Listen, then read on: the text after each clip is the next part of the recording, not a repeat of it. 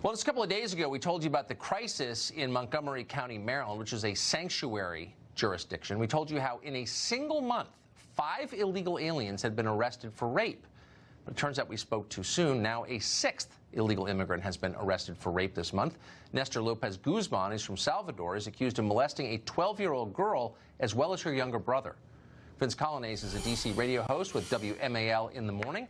He's been following these stories. He joins us tonight. Vince, thanks a lot for coming back with an update to the story. So when you last were here, you shocked us by saying 5 in a month. Now it's 6. Now it's 6. And in this guy Guzman, what police say he's done is as horrific as we've heard before.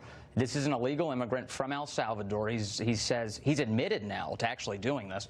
He molested this little girl, 12 years old, over the course of many months over the past year. And he's also admitted to molesting a boy as well. He claims that he was playing a game with the boy, that he was grabbing at the boy's groin because this is what he did back in El Salvador. This is some sort of game that's played.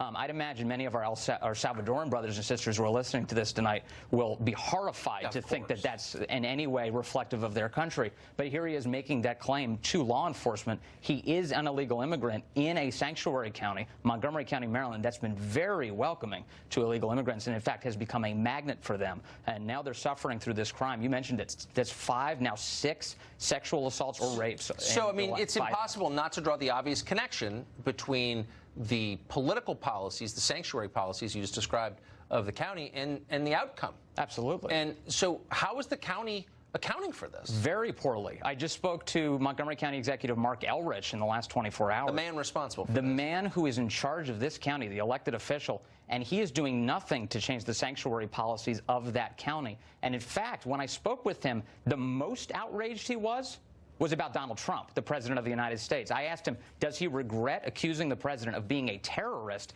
by enforcing the nation's immigration laws?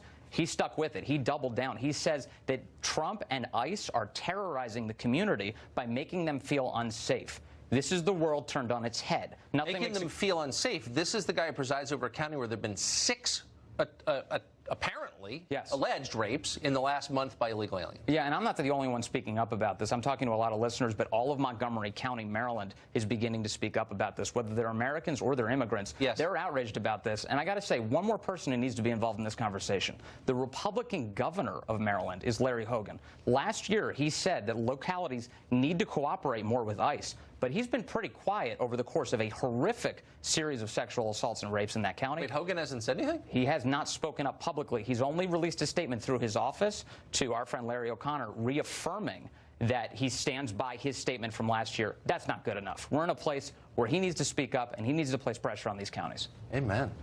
Vince Colonnese, thank you for that. Thank you, sir.